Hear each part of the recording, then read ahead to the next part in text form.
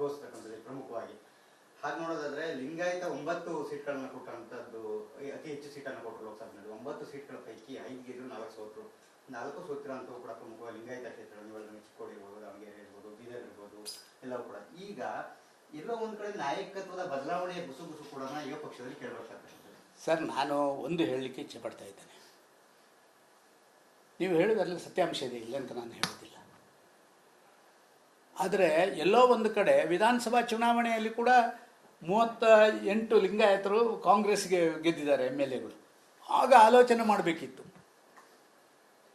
ಕೇವಲ ಯಾವುದೋ ಸ್ಥಾನದಲ್ಲಿ ಕೂರಿಸಿದ್ರೆ ಎಲ್ಲರ ವಿಶ್ವಾಸ ಬರಲ್ಲ. ಎಲ್ಲರ ಮನಸ್ಸನ್ನು ಎಳ್ಕೊಳ್ಳಬಲ್ಲಂತ ಪಬ್ಲಿಸಿಟಿಗೆ ಇಂಪಾರ್ಟೆನ್ಸ್ ಕೊಡಲಿ, ಗ್ರೌಂಡ್ ಲೆವೆಲಲ್ಲಿ ವರ್ಕೌಟ್ ಮಾಡುವಂಥವ್ರು. ಹೇಗೆ ಸಂಘ ಕೆಲಸ ಮಾಡ್ತದ ಸಂಪರ್ಕ ಅಂತ ಹೇಳುವಂಥದ್ದು, ಆ ಗ್ರೌಂಡ್ ಲೆವೆಲಲ್ಲಿ ಕೆಲಸ ಕಾರ್ಯಗಳನ್ನು ಮಾಡುವಂಥ ಒಂದು ಟೀಮಿನ ಅವಶ್ಯಕತೆ, ಅದರ ಕೊರತೆ ಅಂತ ಇದಕ್ಕೆ ಕಾರಣ.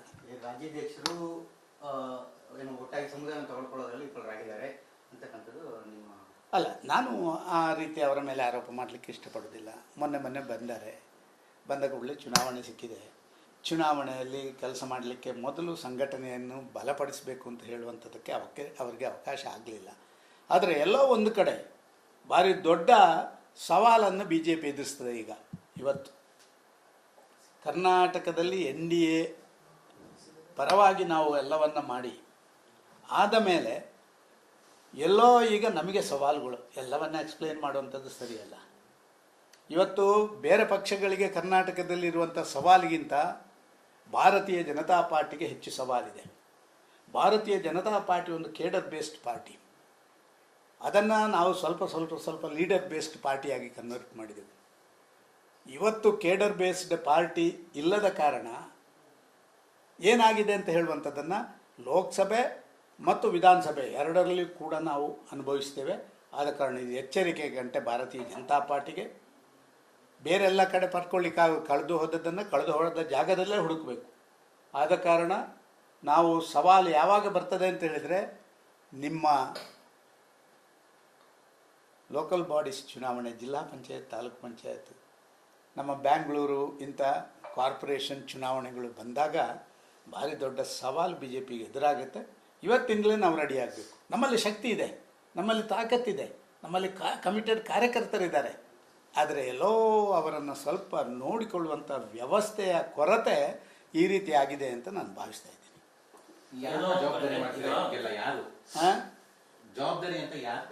ಯಾರು ಈ ಜವಾಬ್ದಾರಿಯನ್ನು ಫಿಕ್ಸ್ ಮಾಡುವಂಥದ್ದು ನಾವಲ್ಲ. ಕೇಂದ್ರದವರು ಜವಾಬ್ದಾರಿ ಕೊಡುವವರವರೇ, ಜವಾಬ್ದಾರಿಯನ್ನು ಅಸೆಸ್ ಮಾಡುವವರವರೇ, ಜವಾಬ್ದಾರಿ ಫಿಕ್ಸ್ ಮಾಡುವವರವರೇ. ಕರ್ನಾಟಕ ರಾಜ್ಯದಲ್ಲಿ ಕೂತಂಥ ನನ್ನಂಥ ಕೋರ್ ಕಮಿಟಿಯ ಸದಸ್ಯ ಜವಾಬ್ದಾರಿ ಯಾರ ಮೇಲೆ ಅಂತ ಹೇಳಲಿಕ್ಕಾಗೋದಿಲ್ಲ. ನಾನು ಕೂಡ ಜವಾಬ್ದಾರಿ ಇದ್ದೇನೆ ಅಂತ ನಾನು ತಿಳ್ಕೊಳ್ಬೇಕಷ್ಟೇ. ಅಶೋಕ್ ಅವ್ರ ಬಗ್ಗೆ ಒಂದು ಮಾತು ಕೇಳ್ಬೇಕಾಯ್ತು ಸರ್. ಕಾಂಗ್ರೆಸ್ನ ಸಹ ಟೀಕೆಯನ್ನು ಮಾಡ್ತಾ ಇದ್ದಾರೆ ಅಶೋಕ್ ಅವ್ರ ಬಗ್ಗೆ, ಅಸಮರ್ಥರು ಅಂತ.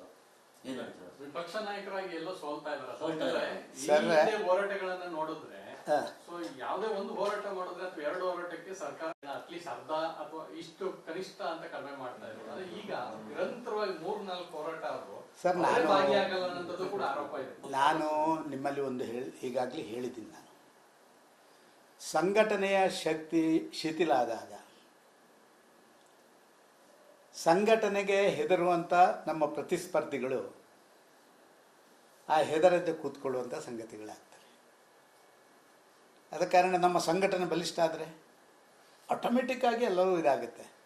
ಎಲ್ಲ ಅವರ ಮನಸ್ಸಿಗೂ ಅನಿಸಿದೆ ಇವರ ಸಂಘಟನೆಯಲ್ಲಿ ಎಲ್ಲೋ ಶಿಥಿಲತೆ ಇದೆ ಅಂತ ಹೇಳಿ.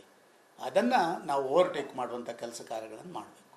ಅದು ಕಮಿಟ್ಮೆಂಟ್, ಪ್ರಾಮಾಣಿಕತನದಿಂದ ಮಾತ್ರ ಸಾಧ್ಯವೇ ಹೊರತು ಯಾವುದೋ ಪಬ್ಲಿಸಿಟಿಯಿಂದ, ಯಾವುದೋ ಒಂದು ಗುಂಪಿಂದ ಇದನ್ನು ಮಾಡಲಿಕ್ಕೆ ಸಾಧ್ಯ ಆಗಲ್ಲ. ಇದರ ಬಗ್ಗೆ ನನಗೇನು ಮಾಹಿತಿಗಳಿಲ್ಲ.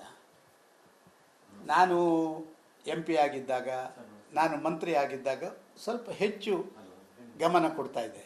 ಈಗ ನಾನೊಬ್ಬ ಭಾರತೀಯ ಜನತಾ ಪಾರ್ಟಿಯ ಸಾಮಾನ್ಯ ಕಾರ್ಯಕರ್ತ.